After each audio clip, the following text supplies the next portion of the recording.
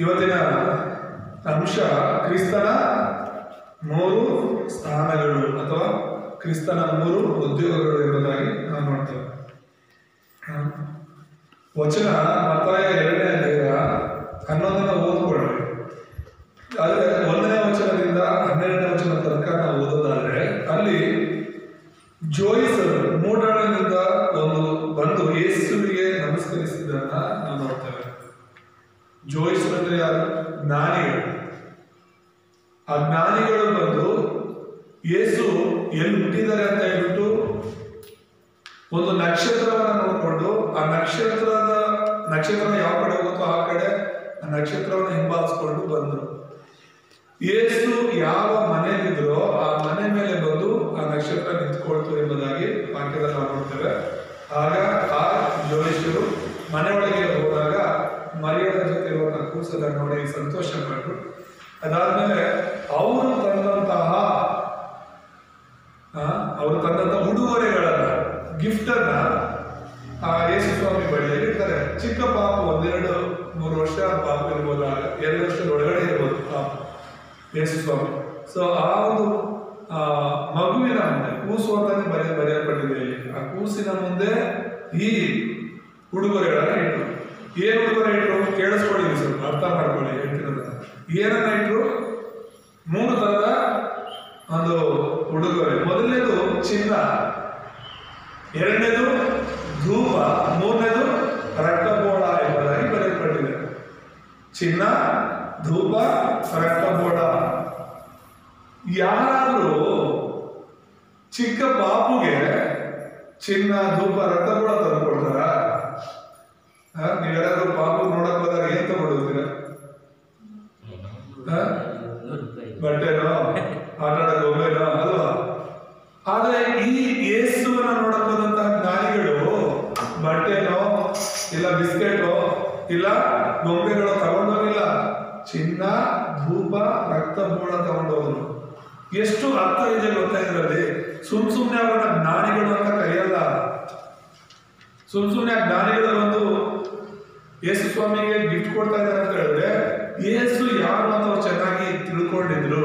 ಆಮೇಲೆ ಅದಕ್ಕೇನೆ ಯೇಸುವಿನ 3 ಸ್ಥಾನಗಳು ನಾವು ತಿಳ್ಕೊಬೇಕಾಗಿದೆ. ಕಳೆದ ವಾರ ನಾವು ಯೇಸು ಕ್ರಿಸ್ತನ ಒಂದು ವಂಶಾವಳಿಯ ಕುರಿತಾಗಿ ನಾವು ನೋಡ್ತಿದ್ವಿ. ಯೇಸು ಕ್ರಿಸ್ತನು ಯಾವ ರೀತಿಯಾಗಿ ಬಂದರು, ಅವರು ಹೇಗೆ ಅರಸರಾಗಿ ಆ ಅರಸನ ಸಂತತಿಯಲ್ಲಿ ಬಂದರು ಎಂಬುದಾಗಿ ನೋಡಿದ್ವಿ. ಈ ವಾರ 2ನೇ ಅಧ್ಯಾಯದಲ್ಲಿ ನೋಡ್ತಾ ಇರುವಂತದ್ದು ಯೇಸುವಿನ 3 ಸ್ಥಾನಗಳನ್ನು ಸೂಚಿಸುವಂತ ಈ ಉಡುಗೊರೆಗಳ ಬಗ್ಗೆ ನಾವು ಮಾತಾಡೋಣ. ದೇವರ ನಾಮ ಸ್ತೋತ್ರವಾಗಲಿ. ಅಂಶ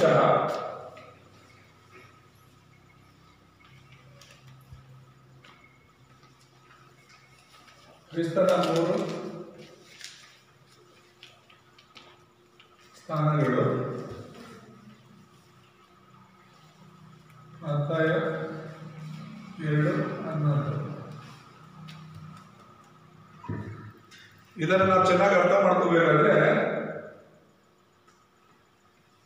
ಮೊದಲನೇದಾಗಿ ಸೈತಾನನ 12 ತಂತ್ರಗಳನ್ನು ನಾವು ಅರ್ಥ ಮಾಡ್ಕೋಬೇಕು.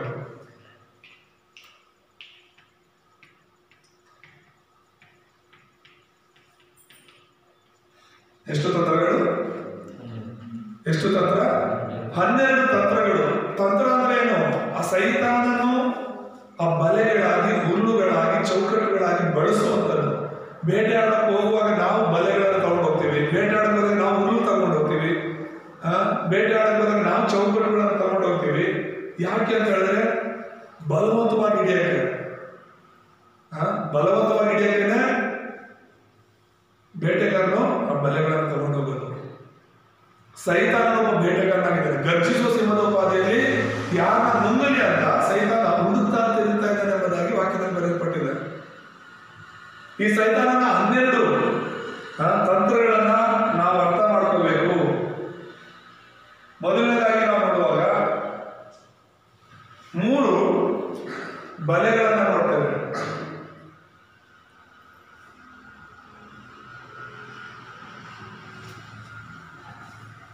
ಸೈತಾನನ 3 ಬಲೆಗಳು ಯಾವ್ಯಾವುದು ಅಂದ್ರೆ ಸ್ವಯಂ ಕೇಂದ್ರಿತ ಅಂತ,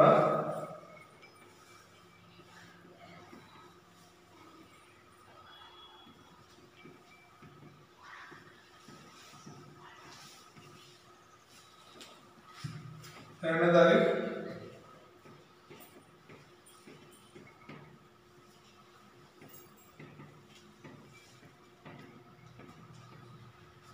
ಶಾರೀರಿಕ ಕೇಂದ್ರಿತ, ಮೂರನೇದಾಗಿ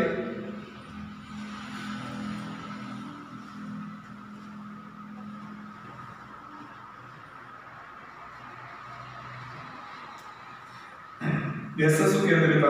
ಏನಿದು, ಇದು ಹೇಗೆ ಸೈತಾನನ ಬಲೆಗಳಾಗುತ್ತೆ ಅಂತ ಹೇಳಿದ್ರೆ, ಇಲ್ಲಿ ನೋಡಿ, ಸ್ವಯಂ ಕೇಂದ್ರಿತ ಅಂದ್ರೆ ಏನು? ಸೈತಾನನ ಬಂದು ಆದಿಕಾಂಡ 3ನೇ ಅಧ್ಯಾಯದಲ್ಲಿ ಆದಾಮ ಅವ್ರಿಗೆ ಹೇಳೋ ಮಾತೇನು ಗೊತ್ತಾ? ನಿಮಗೆ ದೇವರು ಬೇಡ. ಯಾರು ಬೇಡ? ಯಾರು ಬೇಡ? ದೇವರು ಬೇಡ ಅಂತ ಹೇಳಿರೋದು. ದೇವರು ಸೃಷ್ಟಿ ಮಾಡಿರೋದು. ದೇವರು 6 ದಿನಗಳಲ್ಲಿ ಪ್ರಪಂಚವನ್ನೆಲ್ಲ ಸೃಷ್ಟಿ ಮಾಡಿ ಕೊನೆಯ ದಿನದಲ್ಲಿ, ಈಗ ಮಕ್ಕಳು ಆ ಕಟ್ಟಪಾಡ ವಚನವನ್ನು ಹೇಳಿದ್ರು, ಆದಿಕಾಂಡ 1:27, ಆ ದೇವ ಸ್ವರೂಪದಲ್ಲಿ ಮನುಷ್ಯರನ್ನ ದೇವರು ಸೃಷ್ಟಿ ಮಾಡೋದು, ಅವರನ್ನ ಗಂಡು ಹೆಣ್ಣಾಗಿ ದೇವರು ಸೃಷ್ಟಿ ಮಾಡೋದು ಎಂಬುದಾಗಿ ನಾವು ನೋಡ್ತೇವೆ. ಅವರನ್ನ ಸೃಷ್ಟಿ ಮಾಡಿ ಈ ಭೂಲೋಕವನ್ನೆಲ್ಲ ತೋರಿಸಿ, ಇದನ್ನ ನೀವು ಆಳ್ವಿಕೆ ಮಾಡಿ, ಇದನ್ನ ನೀವು ಸ್ವಾಧೀನ ಮಾಡ್ಕೊಳ್ಳಿ, ಇದನ್ನ ನೀವು ದೊರೆತನ ಮಾಡಿ ಅಂತ ದೇವರು ಅವರಿಗೆ ಒಪ್ಪಿಸ್ಕೊಟ್ರು ಪ್ರಪಂಚವನ್ನ.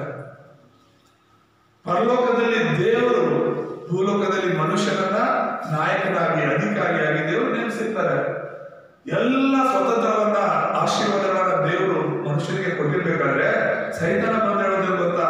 ಅಂತ ದೇವರು ನಿನಗೆ ಬೇಡ.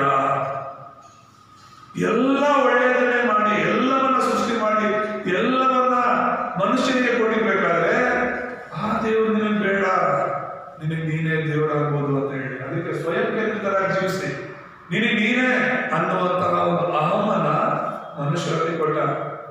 ದೇವರು ಮಾತು ಕೇಳೋದಕ್ಕಿಂತ ದೇವರ ಮಾತು ಬೇಗ ಕೇಳ್ತಾರೆ ಮನುಷ್ಯರು. ಆದಾಮ ಹವ್ವ ಇಲ್ಲಿರುವಂತ ನಾವು ಅಷ್ಟೇನೆ, ಲೋಕದಲ್ಲೆಲ್ಲರೂ ಅಷ್ಟೇನೆ. ಒಳ್ಳೆ ಮಾತು ಬೇಗ ಕೇಳ್ತೀವ, ಕೆಟ್ಟ ಮಾತು ಬೇಗ ಕೇಳ್ತೀವ. ಬುದ್ಧಿ ಮಾತು ಬೇಗ ಕೇಳ್ತೀವ, ಇಲ್ಲ ಹಾಳಾದ ಮಾತು ಬೇಗ ಕೇಳ್ತೀವ. ಅಂದ್ರೆ ಹಾಳಾದ ಮಾತನ್ನೇ ಕೇಳೋದು ಬೇಗ. ನಮ್ಮ ಜೀವಿತಗಳ ಹಾಳಾಗುತ್ತೆ, ನಮ್ಮ ಕುಟುಂಬಗಳ ಹಾಳಾಗುತ್ತೆ ಅಂದ್ರೆ ಆದ್ರೂ ಪರವಾಗಿಲ್ಲ, ಅದನ್ನೇ ಒಳ್ಳೇದು ಯಾವ ತಿಂದ್ರೆ ಆರೋಗ್ಯಕ್ಕೆ ಒಳ್ಳೇದು ಅಂತ ಹೇಳ್ತೀವೋ, ಡಾಕ್ಟರ್ ಆಗಿ ಮನುಷ್ಯರಾಗಿ ಅದನ್ನ ತಿನ್ನಲ್ಲ. ನಾವು ಹಾಳಾಗೋ ನಮ್ಮ ಶರೀರ, ನಮ್ಮ ದೇಹ, ನಮ್ಮ ಆರೋಗ್ಯ ಹಾಳಾಗೋದನ್ನ ತಿನ್ನೋದ್ರೆ ಎಷ್ಟು ಖರ್ಚು ಬೇಕಾದ್ರೂ ಮಾಡ್ತಾರೆ. ಯಾಕಂದ್ರೆ ಸೈತಾನನ ಆಲೋಚನೆಗಳು, ಸೈತಾನ ಬರೋದು ಹಾಳು ಮಾಡೋದಕ್ಕೆ. ಸೊ ಸ್ವಯಂ ಕೇಂದ್ರಿತರಾಗಿ ಅದು ಮೊದಲನೇ ಬಲೆ, ಅದರಲ್ಲಿ ಬಿದ್ದರು. ಆ ಬಲೆ ಹಾಕದ ಬಲೆ ಹಾಕಿದಾಗ ಆ ಬಲೆಗೆ ಬಿದ್ದರು. ತಿನ್ನಬಾರ್ದು ಅಂತ ದೇವರು ಹೇಳಿದ ಆ ಹಣ್ಣನ್ನ ತಿಂದ್ರು, ಅವನ ಬಲೆಯೊಳಗೆ ಬಿದ್ದರು. ಯಾವಾಗ ಸೈತಾನ ಬಲೆ ಬಿದ್ದರು, ಅವರಲ್ಲಿದ್ದಂತ ದೇವರ ಮಹಿಮೆ, ದೇವರ ಆಶೀರ್ವಾದ, ದೇವರ ಅಧಿಕಾರ ಅವನ್ನ ಬಿಟ್ಟು ಹೋಯಿತು. ಎರಡನೇದಾಗಿ ಶರೀರ ಕೇಂದ್ರಿತ ಅಂತ ಬಿಡು. ಆದಿಕಾಂಡ 6ನೇ ಅಧ್ಯಾಯದಲ್ಲಿ ನಾವು ನೋಡುವಾಗ ಯಾಕೆ ಜಲಪ್ರಳಯ ಬಂತು ನೋವನ ಕಾಲದಲ್ಲಿ ಅಂದ್ರೆ, ಜನರೆಲ್ಲರೂ ಕೂಡ ಅವರ ಇಷ್ಟಕ್ಕೆ ಬದುಕ್ತಾ ಇದ್ರು ಅಂತ. ದೇವರು ಸೃಷ್ಟಿ ಮಾಡಿದ್ರೆ ದೇವ್ರ ಜೊತೆ ತಾನೇ ಇರಬೇಕು, ದೇವ್ರ ತಾನೇ ಆರಾಧನೆ ಮಾಡಬೇಕು. ಆದ್ರೆ ಇವರು ಆ ರೀತಿ ಇರಲಿಲ್ಲ. ದೇವ್ರಿಗೆ ಯಾವ್ದು ಅಸಹ್ಯನೋ, ದೇವ್ರಿಗೆ ಯಾವ್ದು ಇಷ್ಟ ಇರಲಿಲ್ಲೋ ಆ ರೀತಿಯಲ್ಲಿ ಅವರು ಬರೀ ಶರೀರಧಾರಿಗಳಾಗಿ ಮಾತ್ರನೇ ಜೀವಿಸ್ತಾ ಇದ್ರು. ಮೋಸ, ವಂಚನೆ, ಕೊಲೆ, ವ್ಯಭಿಚಾರ, ವಿಗ್ರಹಾರಾಧನೆ ಅಂತ ಹೇಳ್ಬಿಟ್ಟು ಒಂದರಿಂದ ಒಂದು ಪಾಪಗಳಲ್ಲಿ ಅವರು ಬಿದ್ದಿದ್ರು. ಅದಕ್ಕೆ ದೇವರನ್ನ ನೋಡಿದಾಗ ದೇವರ ಮನಸ್ಸಿಗೆ ದುಃಖ ಆಯ್ತು ಎಂಬುದಾಗಿ ವಾಕ್ಯದ ದೇವರು ನೊಂದುಕೊಂಡ್ರಂತೆ. ಏನಂತ ನೊಂದ್ಕೊಂಡ್ರು? ನಮ್ಮ ಮಕ್ಕಳು ನಮ್ಮ ಮಾತು ಕೇಳದೇ ಇದ್ದಾಗ, ನಮ್ಮ ಮಕ್ಕಳು ತಪ್ಪುಗಳನ್ನು ಮಾಡುವಾಗ, ಒಂದ್ರ ಮೇಲೆ ಒಂದು ತಪ್ಪು ಮಾಡಿ ನಮಗೆ ಅವಮಾನ ಪಡಿಸುವಾಗ ಏನನ್ಸುತ್ತೆ? ಯಾಕಾದ್ರೆ ಇಂಥ ಮಗನನ್ನ ನಾವು ಇತ್ತು ಅಂತ ಅನ್ಸುತ್ತೆ ಅಲ್ವಾ? ಯಾಕಾದ್ರೆ ಇವರಿಗೆ ನಾನು ಜನ್ಮ ಕೊಟ್ಟು, ನೀನ್ ಯಾಕಾದ್ರೆ ನಾನು ಹೊಟ್ಟೆಯಲ್ಲಿ ಹುಟ್ಟಿದೀವಿ ಅಂತ ಹೇಳ್ಬಿಟ್ಟು ಮಕ್ಕಳನ್ನ ತಂದೆ ತಾಯಿ ಬೆಳೆಯೋದನ್ನ ನೋಡ್ತೇವೆ. ದೇವರು ಕೂಡ ಅದು ಅನಿಸ್ತು, ಯಾಕಾದ್ರೂ ನಾನು ಈ ಜನರನ್ನ ಸೃಷ್ಟಿ ಮಾಡಿದೆ ಅಂತ ಹೇಳ್ಬಿಟ್ಟು. ಯಾಕಂದ್ರೆ ದೇವ್ರ ಜೊತೆ ಅವ್ರು ಇರಲಿಲ್ಲ. ಅದಕ್ಕೆ ಜಲಪ್ರಳಯದಿಂದ ದೇವರು ಪ್ರಪಂಚವನ್ನು ನಾಶ ಮಾಡಿದ್ರು. ನೋವನ್ನು ಕುಟುಂಬ ಮಾತ್ರ ಉಳಿದ್ರು. ಮೂರನೇದಾಗಿ ನಾವು ನೋಡುವಾಗ ಯಶಸ್ಸು ಕೇಂದ್ರಿತ ಅಂತ ಕರಿತೀವಿ. ಏನ್ ಯಶಸ್ಸು ಕೇಂದ್ರಿತ ಅಂದ್ರೆ ದೇವರನ್ನ ಬಿಟ್ಟು ಏನೋ ಸಾಧನೆ ಮಾಡಕ್ ಹೋಗುವಂಥದ್ದು. ಆದಿಕಾಂಡ 11ನೇ ಅಧ್ಯಾಯದಲ್ಲಿ ನಾವು ನೋಡುವಾಗ ಜನರೆಲ್ಲರೂ ಏನ್ ಮಾತಾಡ್ಕೊಂಡ್ರು ಗೊತ್ತಾ? ನಾವೆಲ್ಲರೂ ಒಟ್ಟಿಗೆ ಇರೋಣ, ನಾವೆಲ್ಲರೂ ಒಟ್ಟಾಗಿದ್ದು ದೊಡ್ಡ ಗೋಪುರವನ್ನ ಕಟ್ಟೋಣ, ಬಾಬೆಲ್ ಗೋಪುರ ಕಟ್ಟಿ ನಾವೆಲ್ಲರೂ ಒಟ್ಟಿಗೆ. ದೇವರು ಹೇಳಿದ್ರು, ನೀವು ಭೂಮಿಯಲ್ಲೆಲ್ಲ ತುಂಬ್ಕೋಬೇಕು ಅಂತ ಹೇಳಿದ್ದು, ಬಹು ಸಂತಾನವುಳ್ಳವರಾಗಿ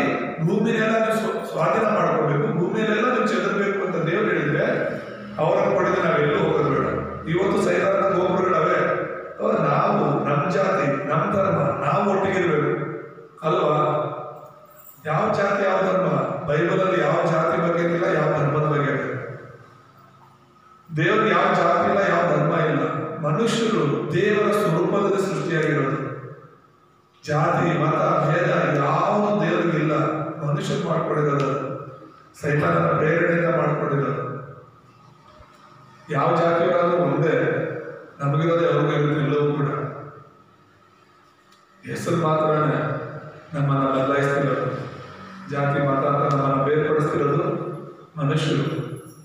ಸೊ ಸ್ವಯಂ ಕೇಂದ್ರಿತರಾಗಿ ದೇವರನ್ನ ಬಿಟ್ಟು ಸಾಧನೆ ಮಾಡಕ್ಕೆ ಹೊರಟಿರೋದು. ದೇವರನ್ನ ಬಿಟ್ಟು ನಾನೇನೋ ಸಾಧನೆ ಮಾಡಬೇಕು ಈ ಲೋಕದಲ್ಲ, ಯಾರು ಏನು ಸಾಧನೆ ಮಾಡೋಕ್ಕಾಗಲ್ಲ. ಸಾಧನೆ ಮಾಡೋದನ್ನು ಕೊನೆಗೆ ಅವರು ವಿಫಲರಾಗಬೇಕು, ಸಾಯಬೇಕು, ನರಕಕ್ಕೆ ಹೋಗ್ಬೇಕು.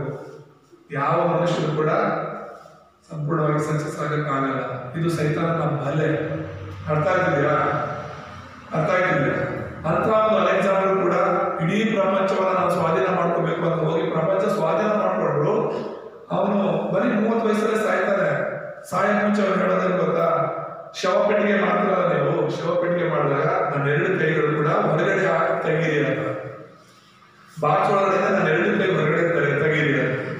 ಮತ್ತೆ ನನ್ನನ್ನು ಯಾರು ಹೊತ್ಕೊಂಡು ಹೋಗ್ಬೇಕು ಅಂತ, ಅವನ ಜೊತೆ ಇದ್ದಂತಹ ದೊಡ್ಡ ದೊಡ್ಡ ಡಾಕ್ಟರ್ಗಳು, ತುಂಬಾ ಒಳ್ಳೆ ಡಾಕ್ಟರ್ಗಳೇ ನನ್ನ ಶವ ಪೆಟ್ಟಿಗೆ ಹೊತ್ಕೊಂಡು ಹೋಗ್ಬೇಕು ನಾನು ಸತ್ತ ಮೇಲೆ ಅಂತ.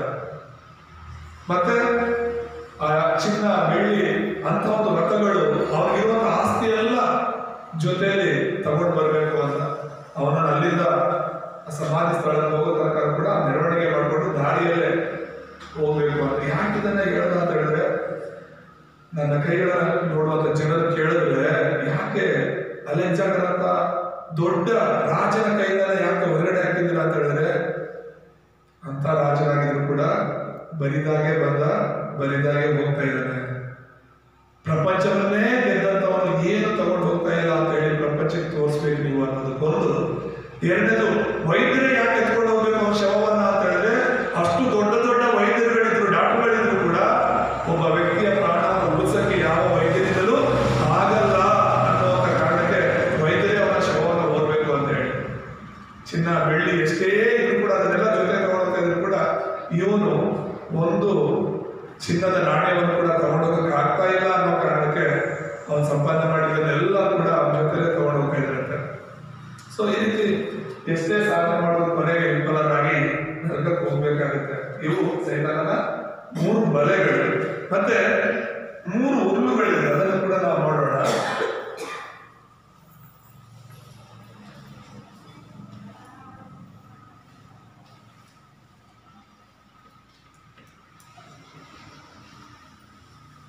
ಸೈತಾನನ 3 ಉರುಳುಗಳಿವೆ.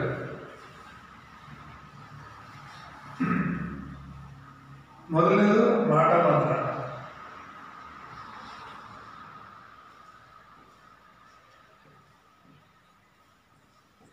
ಅಪೊಸ್ತಲರ ಕೃತ್ಯಗಳಲ್ಲಿ 13:4-12. ಎರಡನೇದಾಗಿ ನಾವು ನೋಡುವಾಗ ಕಣಿ ಹೇಳೋದು.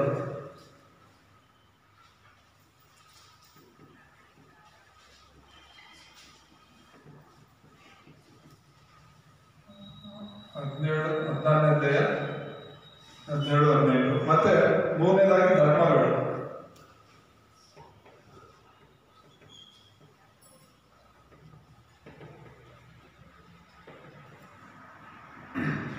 ಇದನ್ನ ನೀವು ಅರ್ಥ ಮಾಡ್ಕೊಂಡ್ರೆ ಸೈತಾನನ ಒಂದು ತಂತ್ರಗಳು ಗೊತ್ತಾಗುತ್ತೆ. ಈ 3 ನಾನು ಹೇಳಿದೆ, ದೇವರು ಬೇಡ, ನಮಗೆ ನಾವೇ ದೇವರಾಗಬೇಕು, ಆತ್ಮಿಕವಾಗಿ ಎಲ್ಲ ಶಾರೀರಿಕವಾಗಿ ನಾವು ಬದುಕಬೇಕು ಅಂತ, ಪರಲೋಕದಲ್ಲಿ ಎಲ್ಲ ನಾವು ಸಂಪಾದನೆ ಮಾಡಬೇಕಾದ್ರೆ ಭೂಲೋಕದಲ್ಲಿ ನಾವು ಸಂಪಾದನೆ ಮಾಡ್ಕೊಂಡು ಹೆಸರು ಮಾಡಬೇಕು ಅಂತ ಸೈತಾನನೆಲ್ಲ ಬರೀ ಭೂಲೋಕದ ಬಗ್ಗೆನೇ ನಮಗೆ ಅವನ ಬಲೆಗಳನ್ನು ಬೀಳಿಸ್ತಾನೆ. ಎರಡನೇದಾಗಿ 3 ಉರುಳುಗಳು ಅಂತ ನಾವು ನೋಡುವಾಗ, ಉರುಳು ಅಂದ್ರೆ ಏನು? ಬಲೆಗಳು ಹಾಗೆ ಉರುಳು ಅಲ್ವಾ?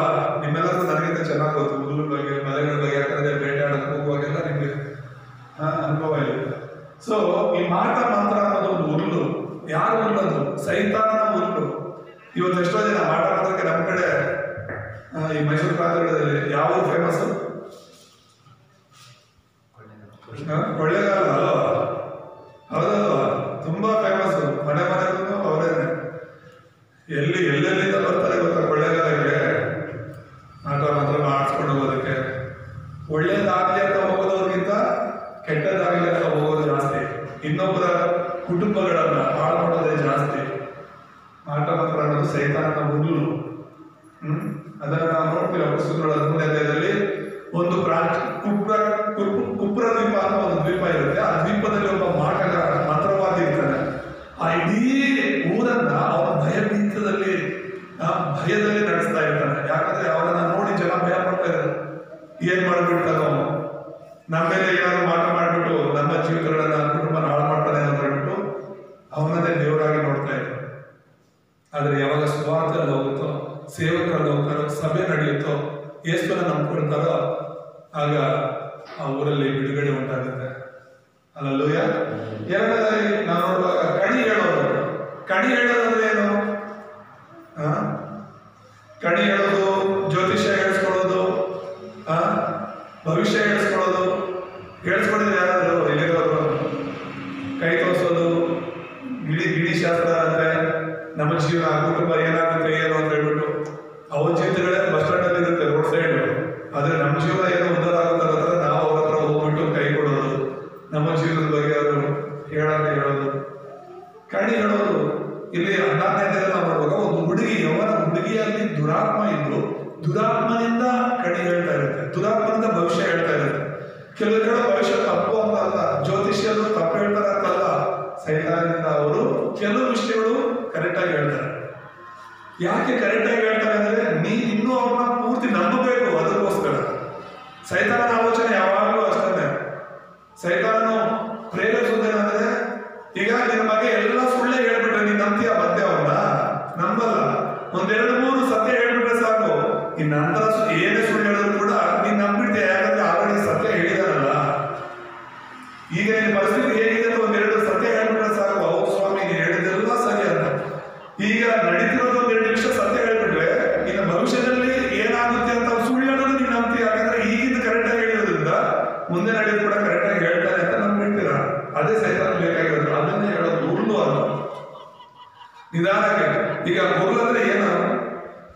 ಆ ಹುಲ್ಲುಗಳನ್ನ ಹಾಕಿರ್ತೀವಿ, ಹುಲ್ಲು ಆಚೆ ತಿನ್ನಕ್ಕೆ ಏನಾದ್ರೂ ಇಟ್ಟಿರ್ತೀವಿ ಅಲ್ವಾ?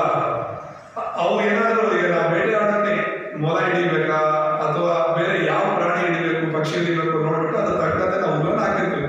ಆ ಕಡೆ ಅವು ಏನಾದ್ರು ತಿನ್ನೋದಕ್ಕೆ ಅದು ಯಾವ್ದು ತಿನ್ನುತ್ತೋ ಇಷ್ಟಪಟ್ಟು ಅದನ್ನ ಆ ಕಡೆ ಇಟ್ಟಿರ್ತೀವಿ, ಆ ಹುಲ್ಲಿನ ಆಚೆ. ಇದು ನಿಧಾನಕ್ಕೆ ಬಂದಾಗ ಹತ್ರಕ್ಕೆ ಆ ಹುಲ್ಲಿರೋದನ್ನ ನೋಡಲ್ಲ ಅದು. ಆದ್ರೆ ಆ ಕಡೆ ಒಂದು ಆಹಾರ ಹುಡ್ಕೊಂಡು ಬರೋದ್ರಿಂದ ಅದು ತಿನ್ನಕ್ಕಂತ ಹೋಗುತ್ತೆ ಅಷ್ಟೇ. ತಿನ್ನೋದಾಗ ಅದು ಸಿಕ್ಕಾಕೊಂಡ್ಬಿಡುತ್ತೆ.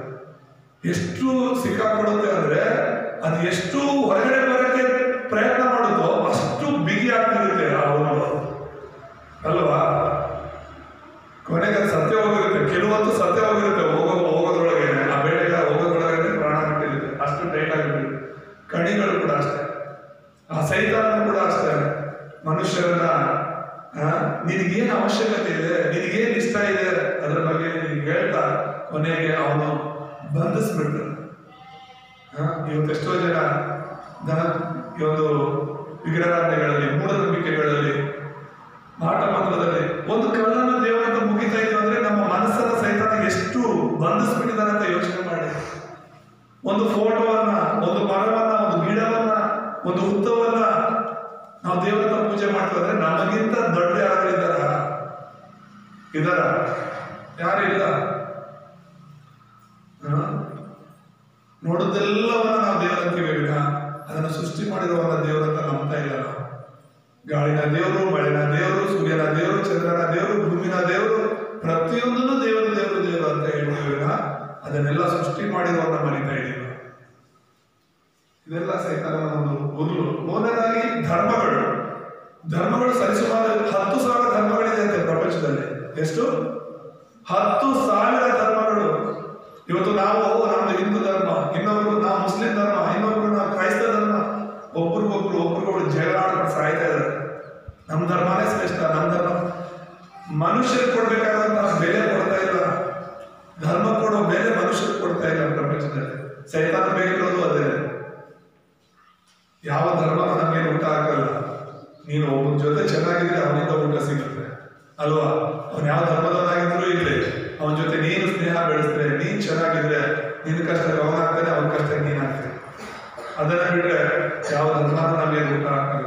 ಇವತ್ತು ಸೈತಾನ ಏನ್ ಮಾಡಿದ್ದಾನೆ, ಧರ್ಮನ ಹುಲ್ಲಲ್ಲಿ ಸಿಕ್ಕಾಕ್ಸ್ಬಿಟ್ಟು ನಾವು ಹಿಂದೂಗಳು, ನೀವು ಮುಸ್ಲಿಮ್ಸು, ನೀವು ಕ್ರಿಶ್ಚಿಯನ್ಸ್ ಅಂತ ಮನುಷ್ಯರು ಪ್ರೀತಿ ಮಾಡೋದನ್ನ ಬಿಟ್ಬಿಟ್ಟಿದ್ದಾರೆ. ಯಾವ ಪ್ರಾಣಿಗಳು ಆ ಥರ ಇರಲ್ಲ. ಕುರಿಗಳೆಲ್ಲ ಒಂದೇನೆ, ಅವುಗಳಲ್ಲಿ ಯಾವ ಭೇದ ಇರಲ್ಲ. ಹೌದಲ್ವಾ? ಕೋಳಿ ಅಂದ್ರೆ ಎಲ್ಲ ಕೋಳಿಗಳು ಒಂದೇ, ಅದರಲ್ಲಿ ಯಾವ ಭೇದ ಇರಲ್ಲ. ಮನುಷ್ಯರು ಮಾತ್ರನೇ ಭೇದಗಳು, ಮನುಷ್ಯರು ಮಾತ್ರನೇ. ಸೈತಾನ ಏನ್ ಮಾಡ್ಬಿಟ್ಟಿದ್ದಾರೆ, ವಿಂಗಡಿಸ್ಬಿಟ್ಟಿದ್ದಾರೆ. ಒಬ್ಬರೊಬ್ರು ಹೊಡ್ಕೊಂಡು ಸಾಯಬೇಕು ಅಂತ ಹೇಳ್ಬಿಟ್ಟು. ಇವತ್ತು ಧರ್ಮ ದೇಶದಲ್ಲಿ ಪ್ರತಿದಿನ ಎಲ್ಲಾದ್ರೂ ಒಂದ್ ಕಡೆ ಜಗಳ ಆಗ್ತಾನೆ ಇದೆ. ಸೈತಾನ ಬೇಕಿರೋದು ಅದೇ. ಸೊ ಇವು 3 ಹುಲ್ಲುಗಳು. ಇನ್ನು 6 ಚೌಕಟ್ಟುಗಳಿದೆ, ಅದನ್ನು ಕೂಡ ನಾವು ತಿಳ್ಕೊಳ್ಳೋಣ.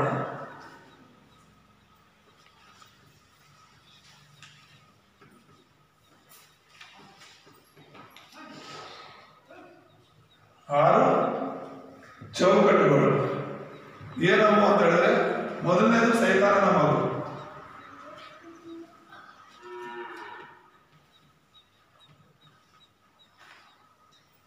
ಯೋಹಾನ 8:44. ಎರಡನೇದಾಗಿ ವಿಗ್ರಹಾರಾಧನೆ.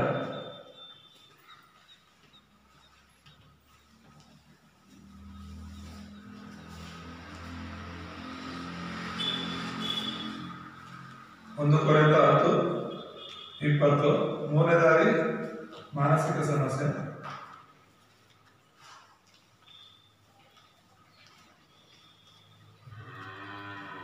ಇದು ಮಾರ್ಕ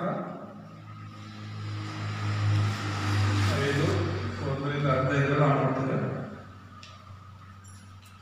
ನಾಲ್ಕನೇದಾಗಿ ನಾವು ನೋಡೋದಾದ್ರೆ ಶಾರೀರಿಕ ಸಮಸ್ಯೆ.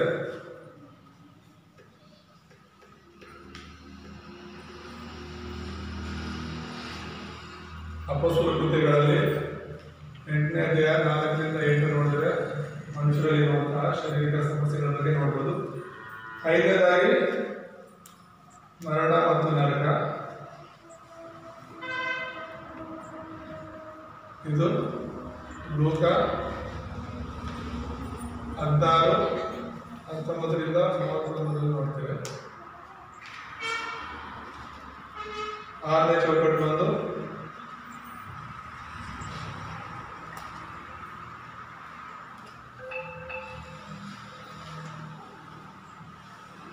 ಆತ್ಮಿಕ ಸ್ವಾಸ್ಥ್ಯ ಅಂತ ಹೇಳಿ. ಇದು ವಿಮೋಚನ ಕಾಂಡ 20ನೇ ಅಧ್ಯಾಯ 4 ಮತ್ತು 5ನೇ ವಚನ ನೋಡ್ತಾರೆ. ಸೊ ಇದೆಲ್ಲ ನೀವು ಅರ್ಥ ಮಾಡ್ಕೊಳ್ಳಿ. ಹೇಳ್ತಿದ್ದು ಅರ್ಥ ಆಗ್ತಿದೆ ನಿಮಗೆ? ಸೈತಾನನ 12 ತಂತ್ರಗಳ ಬಗ್ಗೆ ನಾನು ಮಾತಾಡ್ತಿರೋದು. ಮೊದಲ 3 ತಂತ್ರ ಏನಂದ್ರೆ ಸ್ವಯಂ ಪ್ರೇರಿತ, ಎರಡನೇದು ಶಾರೀರಿಕವಾಗಿ ನಾವು ಬದುಕೋದು, ಮೂರನೇದಾಗಿ ಯಶಸ್ಸನ್ನು ಹುಡ್ಕೊಂಡು ಹೋಗೋದು. ಇನ್ನ ಮಿಕ್ಕ 3 ಹುಲ್ಲುಗಳು ಅಂದ್ರೆ ಮಾಟ ಮಂತ್ರ, ಕಣಿ ಹೇಳಿಸ್ಕೊಳ್ಳೋದು, ಧರ್ಮಗಳು ಅಂತ ಹೇಳ್ಬಿಟ್ಟು. ಇನ್ನ 6 ಚೌಕಟ್ಟುಗಳು. ಚೌಕಟ್ಟುಗಳಂದ್ರೆ ಏನು? ಚೌಕಟ್ಟು ಅಂದ್ರೆ ಏನು? ಈಗ ಈ ಫೋನ್ ಇಟ್ಟಿದ್ದೀವಿ, ಇದರಲ್ಲಿ ಆ ಚೌಕಟ್ಟು ಇದೆ. ಆ ಚೌಕಟ್ಟಲ್ಲಿ ಅದು ಇರುವಂಥದ್ದು, ಅದನ್ನ ಬಿಟ್ಟು ಅದು ಹೊರಗಡೆ ಬರೋದು. ಈಗ ಇಲ್ಲಿ ಚಾಕ್ ಪೀಸ್ ಇದೆ ಅಂತ ಹೇಳಿದ್ರೆ, ಚಾಕ್ ಪೀಸ್ ಇರೋದಕ್ಕಂತ ಹೇಳ್ಬಿಟ್ಟು ಇದೊಂದು ಚೌಕಟ್ಟು, ಅದನ್ನ ಬಿಟ್ಟು ಅದು ಹೊರಗಡೆ ಬರಲ್ಲ. ಪ್ರತಿಯೊಂದನ್ನು ಕೂಡ ಈಗ ಈ ವಾಚ್ ಇದೆ ಅಂತ ಹೇಳಿದ್ರೆ ಒಳಗಡೆ ಇದು ಟೈಮ್ ನಡೆಯುತ್ತಲ್ಲ, ಆ ಟೈಮ್ ನಡೆಯೋದನ್ನ ಅದಿರೋದಕ್ಕಂತ ಹೇಳ್ಬಿಟ್ಟು ಚೌಕಟ್ಟು ಮಾಡಿರೋದು. ಪ್ರತಿಯೊಂದು ಕೂಡ ಈ ಬೋರ್ಡ್ ಇದೆ ಅಂತ ಹೇಳಿದ್ರೆ ಇದೊಂದು ಚೌಕಟ್ಟು ಅದ್ರಲ್ಲಿ ಇರ್ಬೇಕು ಅಂತ ಹೇಳ್ಬಿಟ್ಟು. ಸೊ ಆ ರೀತಿ ಒಂದು ಫ್ರೇಮ್ ಅಂತ ಹೇಳ್ಬಿಟ್ಟು, ಆ ಫ್ರೇಮ್ ಒಳಗಡೆ ಸೈತಾನನು ಮನುಷ್ಯರನ್ನ ಇಟ್ಬಿಟ್ಟಿದ್ದಾನೆ. ಹೇಗೆ ಅಂತ ಹೇಳಿದ್ರೆ, ಈಗ ಸೈತಾನನ ಮಗು ಅನ್ನೋದು ಒಂದು ಫ್ರೇಮ್, ಒಂದು ಚೌಕಟ್ಟು. ದೇವರಿಗೆ ದೂರವಾದಂತ ನಾವು ಸೈತಾನನ ಮಕ್ಕಳಾಗಿ ಆಗ್ಬಿಟ್ಟಿದೀವಿ. ಎರಡನೇದಾಗಿ ವಿಗ್ರಹಾರಾಧನೆ ಮಾಡೋರಾಗಿದ್ದೀವಿ. ಒಳಗಡೆ ಒಂದು ಫ್ರೇಮ್ ಒಳಗಡೆ ನಾವಿದ್ದೀವಿ ಚೌಕಟ್ಟಲ್ಲಿ. ಹಾಗಾಗಿ ಅದನ್ನು ಬಿಟ್ಟು ನಾವು ಹೊರಗಡೆ ಬರಕ್ ಆಗಲ್ಲ, ಅದನ್ನೇ ಮಾಡ್ತಾ ಮುಂದುವರಿತಾ ಇದ್ದೀವಿ. ಎರಡನೇದಾಗಿ ಮಾನಸಿಕ ಸಮಸ್ಯೆ ಅಂತ ಹೇಳಿ. ಮಾನಸಿಕ ಸಮಸ್ಯೆ ಅಂದ್ರೆ ದುರಾತ್ಮ ನಮ್ಮಲ್ಲಿ ಇರೋದು. ದೇವರು ಇರ್ಬೇಕಾದ್ರೆ ನಮ್ಮಲ್ಲಿ ದುರಾತ್ಮದ ದೆವ್ವ ಬಂದು ನಮ್ಮ ಹೃದಯಗಳಲ್ಲಿ ವಾಸ ಮಾಡುವಂಥದ್ದು. ಮೂರನೇದಾಗಿ ಶಾರೀರಿಕ ಸಮಸ್ಯೆಗಳು ಅಂದ್ರೆ ಅನಾರೋಗ್ಯಗಳು. ಏನಕ್ಕೆ ಇವೆಲ್ಲ ಬರ್ತಿರೋದು? ಸೈತಾನನ ಮಕ್ಕಳಾಗಿ ಬರೋದ್ರಿಂದ. ಐದನೇದಾಗಿ ಮರಣ ಮತ್ತು ನರಕ ಅಂತ ಹೇಳ್ಬಿಟ್ಟು, ಮನುಷ್ಯರೆಲ್ಲ ದೇವರಿಂದ ದೂರವಾಗಿ ಸಾಯ್ತಾ ಇದ್ದಾರೆ, ನರಕಕ್ಕೆ ಹೋಗ್ತಾ ಇದ್ದಾರೆ. ಸೈತಾನಕ್ಕೂ ಬೇಕಾಗಿರೋದು ಕೂಡ ಅದೇನೆ. ಕೊನೆಯದಾಗಿ ಆತ್ಮಿಕ ಸ್ವಾಸ್ಥ್ಯ. ಏನ್ ಆತ್ಮಿಕ ಸ್ವಾಸ್ಥ್ಯ ಅಂದ್ರೆ, ನಾವು ಸತ್ತ ಮೇಲೂ ಕೂಡ ನಾವು ಮಾಡಿರೋ ಪಾಪಗಳು ಶಾಪಗಳಾಗಿ ನಮ್ಮ ಮಕ್ಕಳು ಮೊಮ್ಮಕ್ಕಳ ಮೇಲೆ ಬರುವಂಥದ್ದು. ಇವೆರಡು ಕೂಡ ಸೈತಾನನ ತಂತ್ರಗಳಾಗಿವೆ. ಅರ್ಥ ಆಗ್ತಿದೆಯಾ? ಇವೆರಡು ಸೈತಾನನ ತಂತ್ರಗಳಾಗಿವೆ. ಈಗ ಯೇಸು ಕ್ರಿಸ್ತನು ಈ ಲೋಕದಲ್ಲಿ ಮನುಷ್ಯನಾಗಿ ಬಂದದ್ದು ಏನಕ್ಕೆ? ಆ ಮೂರು ಸ್ಥಾನಗಳನ್ನು ನಾವು ನೋಡೋಣ.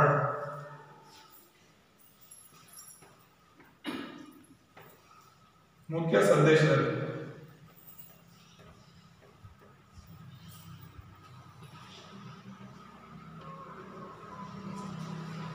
ಕ್ರಿಸ್ತನ ಮೂರು ಉದ್ಯೋಗಗಳು ಅಂತ ನಾವು ಕರೀಬೋದಿಲ್ಲ. ಮೊದಲನೇದಾಗಿ ಏನು ಅಂತ ಹೇಳಿದ್ರೆ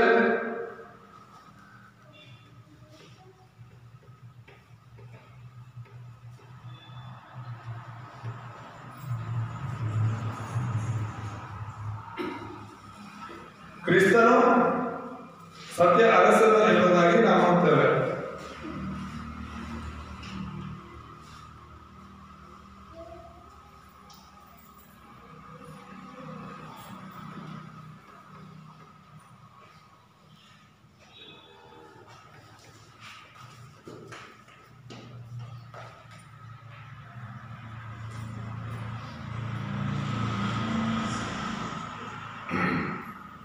ಇಲ್ಲಿ ನೀವು ಅರ್ಥ ಮಾಡಬೇಕು. ಇವತ್ತಿನ ಒಂದು ಸಂದೇಶದಲ್ಲಿ ಕ್ರಿಸ್ತನಿಗೆ ಮೂರು ಉಡುಗೊರೆಗಳನ್ನ ತಂದುಕೊಟ್ಟು ಏನೇನಂತ ಹೇಳಿದೆ? ಏನೇ ತಂದುಕೊಟ್ಟಿದ್ದು? ಚಿನ್ನ, ಧೂಪ, ರಕ್ತಗೋಳ. ಹೇಳಿಲ್ಲ? ಚಿನ್ನ, ಧೂಪ, ರಕ್ತಗೋಳವನ್ನು ತಂದುಕೊಟ್ಟು. ಈಗ ಆ ಮೂರಕ್ಕೂ ಅರ್ಥ ಇದೆ. ನಾನಾಗಲೇ ಹೇಳಿದೆ, ಅವರು ಜ್ಞಾನಿಗಳು.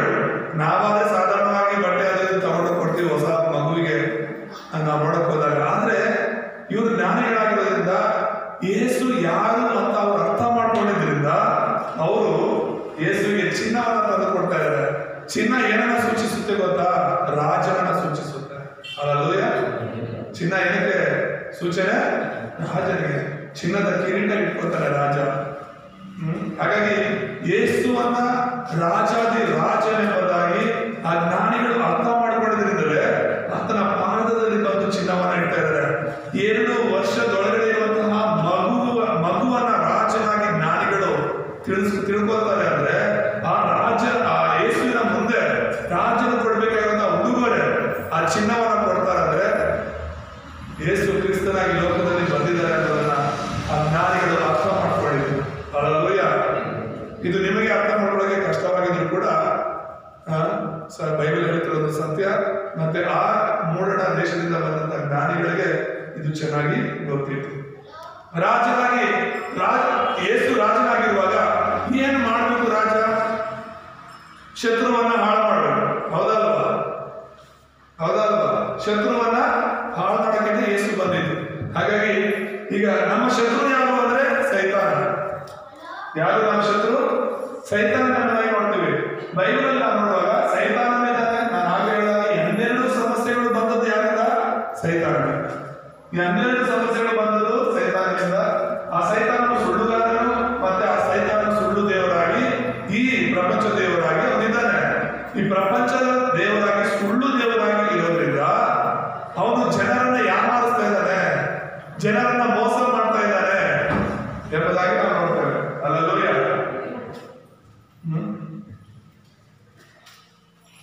ಕೇಳಿಸ್ಕೊತಿದೆ. ಸೈತಾನ ಯಾರನ್ನ ಮೋಸ ಮಾಡ್ತಾರೆ? ಪ್ರಪಂಚದಲ್ಲಿರುವಂತಹ ಜನರನ್ನ.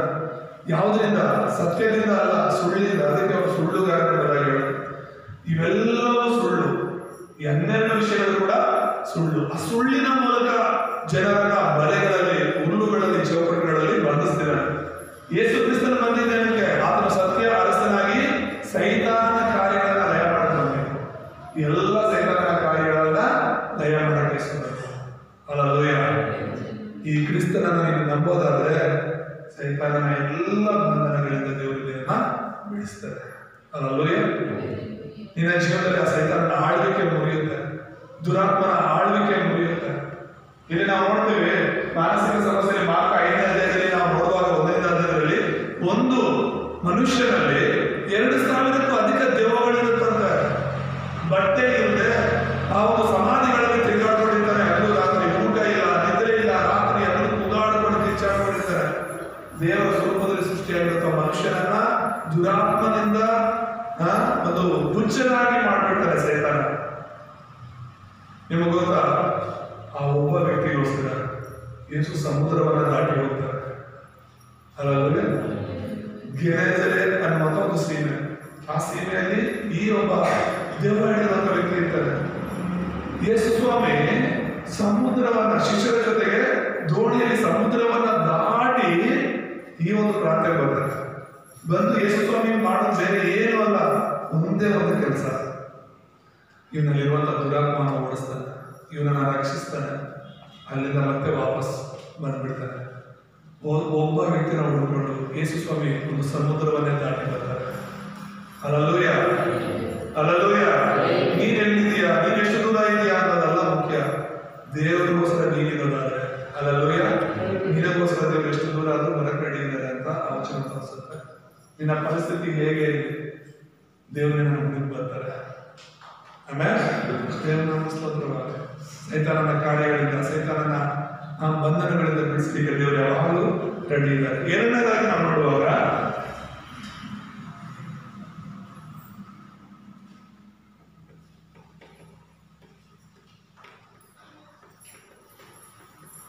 ಕ್ರಿಸ್ತನು ಸತ್ಯ ಯಾಜಕನು ಎಂಬುದಾಗಿ ನಾವು ನೋಡ್ತೇವೆ. ಇದು ಧೂಪವನ್ನು ಸೂಚಿಸುತ್ತೆ. ಯಾಜಕನ ಕೆಲಸ ಏನು ಅಂದ್ರೆ ಧೂಪ ಹಾಕೋದು. ಧೂಪ ಕೊಡ್ತಿದ್ದಾರೆ ಯೇಸು ಸ್ವಾಮಿಗೆ ಅಂದ್ರೆ ಯೇಸು ಸ್ವಾಮಿ ನಿಜವಾದ ಯಾಚಕ ಅಂತ ಅವರು ತಿಳ್ಕೊಂಡಿದ್ರು. ನಮ್ಮ ಪರವಾಗಿ ಆತನು ದೇವರಿಂದ ಬಂದಾತನು. ಈತನ ಮೂಲಕ ಈಗ ಯಾಚಕನ ಕೆಲಸ ಏನು ಅಳವಡಿಕೆಯಲ್ಲಿ ಅಂದ್ರೆ ಅಗೋ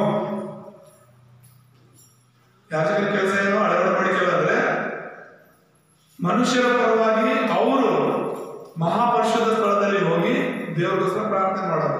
ಅಲ್ಲೂಯ. ಹಾಗೇನೆ ಇಲ್ಲಿ ಕೂಡ ಯೇಸು ಕ್ರಿಸ್ತನು ಮಧ್ಯವರ್ತಿಯಾಗಿದ್ದಾರೆ. ದೇವರು ನಮಗೂ ಮಧ್ಯವರ್ತಿಯಾಗಿ ನಮಗೋಸ್ಕರ ಆತನ ಲೋಕದಲ್ಲಿ ಬಂದಿರೋದು. ಏನೇನು ಬಂದಿದ್ದಾರೆ ಯೇಸು ಕ್ರಿಸ್ತನು, ಆತನು ಯಾಚಕನಾಗಿ ಏನ್ ಮಾಡಿದ್ದಾರೆ ಅಂತ ಹೇಳಿದ್ರೆ ಇಲ್ಲಿ ನಾವು ನೋಡ್ತೇವೆ 3 ಪಾಪಗಳ ಕುರಿತಾಗಿ. ಮೂಲ ಪಾಪ,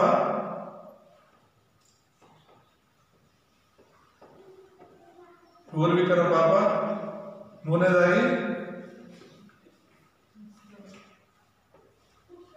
ವಾಸ್ತವ ಪಾಪಗಳು ಇರೋದನ್ನ ನಾವು ನೋಡ್ತೇವೆ. ಮಾರ್ಕ 10ನೇ ಅಧ್ಯಾಯ 45ನೇ ವಚನ ಹೇಳೋದೇನು ಅಂದ್ರೆ ಯೇಸು ಕ್ರಿಸ್ತನು ಈ ಲೋಕದಲ್ಲಿ ಬಂದದ್ದು ಏನಂತಂದ್ರೆ ನಿನ್ನನ್ನ ನನ್ನನ್ನ ಪಾಪದಿಂದ ಬಿಡಿಸೋದೆ. ಅಲ್ಲೂಯ. ಯಾವುದರಿಂದ ಬಿಡಿಸಿದ್ರೆ ಪಾಪದಿಂದ ಬಿಡಿಸಿದ್ರೆ. ಸೊ ಧೂಪ ಅನ್ನುವಂಥದ್ದು ಕ್ರಿಸ್ತನು ನಮಗೋಸ್ಕರ ತನ್ನ ಸ್ವಂತ ರಕ್ತವನ್ನ ಧೂಪವಾಗಿ ತೆಗೆದುಕೊಂಡು ದೇವರಿಗೆ ಸಮರ್ಪಿಸುತ್ತಾ, ತಂದೆಯಾದ ದೇವರಿಗೆ ಸಮರ್ಪಿಸುತ್ತಾ, ಇವರು ನನ್ನ ಮಕ್ಕಳು, ಇವರನ್ನ ನನ್ನ ರಕ್ತದಿಂದ ರಕ್ಷಿಸಿದ್ದೇನೆ ಎಂಬುದಾಗಿ ತಂದೆಗೆ ನಮ್ಮ ಪರವಾಗಿ ಪಾಪ ಕೊಡುವ ಸಂಬಳ ಮರಣ ಅಂತ ಆ ಮರಣವನ್ನು ಸೂಚಿಸುವ ಆತನ ರಕ್ತವನ್ನ, ಜೀವ ಯಾವುದಲ್ಲಿದೆ? ರಕ್ತದಲ್ಲಿದೆ. ಸೊ ಕ್ರಿಸ್ತನ ರಕ್ತವನ್ನ ತಂದೆಗೆ ಸಮರ್ಪಿಸುವುದರ ಮೂಲಕ ನಮ್ಮೆಲ್ಲರ ಪಾಪಗಳನ್ನ ತೊಳೆದಾಕಿದ್ದಾನೆ. ಅಲ್ಲೂಯ. ಕೇವಲ ಕ್ರಿಸ್ತನ ಮಾತ್ರ ನಮ್ಮ ಪಾಪಗಳನ್ನು ತೊಳಿಲಿಕ್ಕೆ ಶಕ್ತನಾಗಿದ್ದಾನೆ.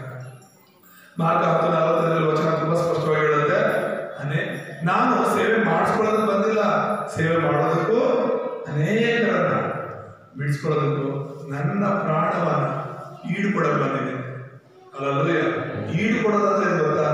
ಬದಲಿಗೆ ನನ್ನ ಬದಲಿಗೆ ಕ್ರಿಸ್ತನ ಸೇವೆಯಲ್ಲಿ ಪಾಪ ಕೊಡಿಸೋದು. ಯಾಕಂದ್ರೆ ಪಾಪ ಕೊಡೋ ಸಂಬಳ ಮಾಡ, ನಾವೆಲ್ಲರೂ ಪಾಪಿಗಳು, ನಾವು ಸಾಯ್ಬೇಕಾಗಿತ್ತು ದೇವರ ದೃಷ್ಟಿಯಲ್ಲಿ.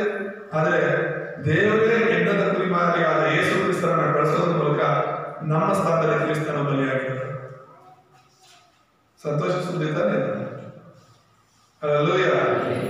ತಪ್ಪು ಮಾಡಿ ನಾವು ಶಿಕ್ಷೆ ಅನುಭವಿಸಿದ್ದು ದೇವರು. ಯಾಕಂದ್ರೆ ಆತ ನಮ್ಮನ್ನು ಅಷ್ಟು ಪ್ರೀತಿ ಮಾಡ್ತಾರೆ. ನಮ್ಮನ್ನು ಶಿಕ್ಷೆ ಕೊಡೋದಕ್ಕೂ ನಮ್ಮನ್ನು ಹಾಳು ಮಾಡೋದಕ್ಕೂ ದೇವರು ಇಷ್ಟ ಇಲ್ಲದಿರೋದ್ರಿಂದಲೇ ಆತನೇ ಶಿಕ್ಷೆಯನ್ನು ಅನುಭವಿಸಿದ್ದಾರೆ. ದೇವರು ನಮ್ಮ ಸ್ತೋತ್ರವಾಗಲಿ. ಮತ್ತೆ ಮೂರನೇದಾಗಿ ನಾವು ನೋಡುವಾಗ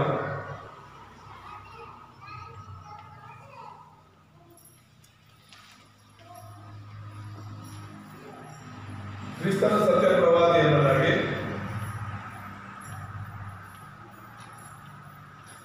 ರಕ್ತ ಬೋಳದ ಬಗ್ಗೆ ನಾವು ನೋಡ್ತೇವೆ.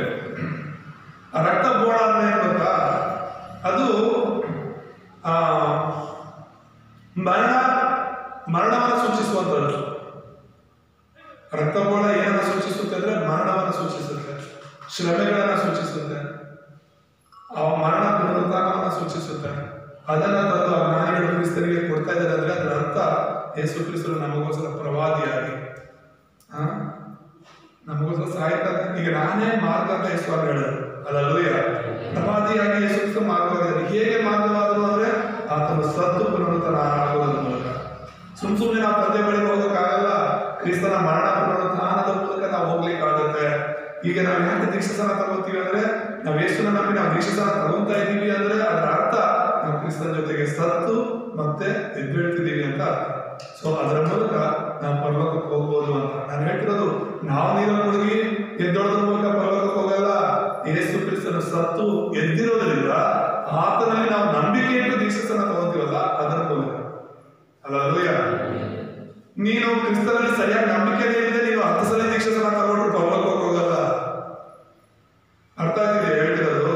ನೀನ್ ನೀರಲ್ಲಿ ಮುಳುಗಿ ಬರೋದ್ರಿಂದ ಅಲ್ಲ ಪರಲೋಕಕ್ಕೆ ಹೋಗೋದು, ಕ್ರಿಸ್ತನು ನಿನಗೋಸ್ಕರ ಸತ್ತು ಎದ್ದಿರೋದ್ರಿಂದ ನೀನು ಪರಲೋಕಕ್ಕೆ ಹೋಗೋದು. ಅದರಲ್ಲಿ ನೀನು ನಂಬಿಕೆ ಇಡೋದ್ರ ಮೂಲಕ ಯೇಸು ನನಗೋಸ್ಕರ ಸತ್ತು ಎದ್ದಿದ್ದಾರೆ ಅನ್ನೋ ನಂಬಿಕೆ ನಿನಗಿದ್ದರೆ, ಆ ನಂಬಿಕೆಯಲ್ಲಿ ನೀನು ದೀಕ್ಷಾಸನ ತಗೊಂಡು ಕ್ರಿಸ್ತನಿಗಾಗಿ ಬದುಕಿದ್ರೆ ಆಗ ನೀನು ಪರಲೋಕ ಹೋಗೋದಕ್ಕೆ ಅವಕಾಶ. ಸೊ ಕ್ರಿಸ್ತನ ಮೂಲಕ ಅಂತ ಆತನು ಸತ್ಯ ಪ್ರವಾದಿ ಎಂಬುದಾಗಿ ನಾವು ಮಾಡ್ತೇವೆ. ಅದಕ್ಕಾಗಿಯೇ ಕ್ರಿಸ್ತನ ಜನನ, ಕ್ರಿಸ್ತನ ಮರಣ, ಕ್ರಿಸ್ತನ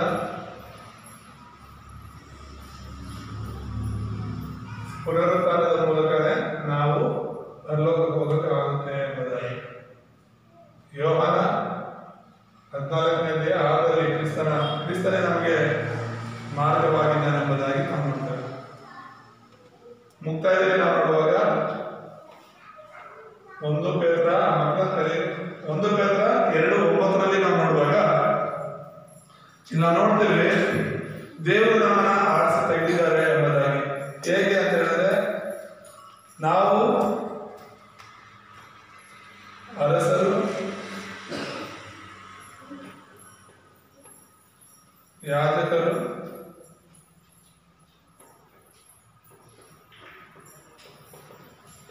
ಪ್ರವಾದಿಗಳು ಎಂಬುದಾಗಿ ದೇವರು ನಮ್ಮನ್ನ ರಾಯಭಾರಿಗಳಿಗೆ ಕರೆದರು.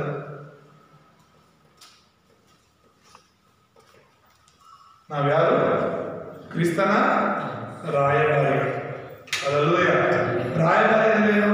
ಕ್ರಿಸ್ತನ ಬದುಕಿಗೆ ನಾವು ಸೇವೆ ಮಾಡುವರು ಅಂತ. ಇವತ್ತು ದೇವರು ನನ್ನನ್ನ 1 ಪೇತ್ರ 2:9 ಹೇಳಿರುವ ಹಾಗೆ ಅಂಧಕಾರದಿಂದ ಅದಮ್ಯವಾದ ಬೆಳಕಿನಲ್ಲಿ ದೇವರು ನಮ್ಮನ್ನ ಕರೆದಿದ್ದಾರೆ. ನಾವು ಅರಸರಾಗಿ, ನಾವು ಯಾಜಕರಾಗಿ, ನಾವು ಪ್ರವಾದಿಗಳಾಗಿ ಲೋಕದಲ್ಲಿ ಇದ್ದೇವೆ. ಹೇಗೆ ಅಂದ್ರೆ ಸೈತಾನನ ಕಾರ್ಯಗಳನ್ನು ಲಯ ಮಾಡಲಿಕ್ಕೆ ದೇವರು ನಮಗೆ ಅಧಿಕಾರ ಕೊಟ್ಟಿದ್ದಾರೆ. ಜನರನ್ನ ಪಾಪದಿಂದ ಬಿಡಿಸಲಿಕ್ಕೆ, ಪರಿಶುದ್ಧತೆಯ ಕಡೆಗೆ ನಡೆಸಲಿಕ್ಕೆ ದೇವರು ನಮಗೆ ಅವನ ಅಧಿಕಾರವನ್ನು ಕೊಟ್ಟಿದ್ದಾರೆ. ಮತ್ತೆ ಪ್ರವಾದಿಗಳಾಗಿ ಪಾಪದಲ್ಲಿ, ಶಾಪದಲ್ಲಿ, ನರಕದ ಕಡೆಗೆ ಹೋಗ್ತಾ ಇರೋರನ್ನ ದೇವರ ಮಾರ್ಗದಲ್ಲಿ ನಡೆಸಲಿಕ್ಕೆ ಸೇವಕರಾಗಿ ನಮಗೂ ಆತನ ಮಕ್ಕಳಾಗಿರುವ ಸಭೆಗೆ ಆ ಒಂದು ಅಧಿಕಾರವನ್ನು ಕೊಟ್ಟಿದ್ದಾರೆ. ಅಲ್ಲೂಯ ನೀನು ನಾನು ಕ್ರಿಸ್ತನ ರಾಯಭಾರಿಗಳಾಗಿದ್ದೇವೆ. ಕ್ರಿಸ್ತನ ಪರವಾಗಿ ನಾವು ಈ ಲೋಕದಲ್ಲಿ ಕ್ರಿಸ್ತನ ಬರುವ ತನಕ ಆತನ ಉದ್ಯೋಗಗಳನ್ನು ನಾವು ಮಾಡುವವರಾಗಿದ್ದೇವೆ. ಅಲ್ಲೂಯ ಸೊ ಹಾಗಾಗಿ ಈ ಒಂದು ವಿಷಯ ತುಂಬಾ ಮುಖ್ಯವಾದ ಸಂದೇಶ ಇದು. ನೀವು ಅರ್ಥ ಮಾಡಿಕೊಂಡ್ರೆ ದೇವರ ಕೃಪೆಯನ್ನು ಹೊಂದಿಕೊಳ್ತೇವೆ.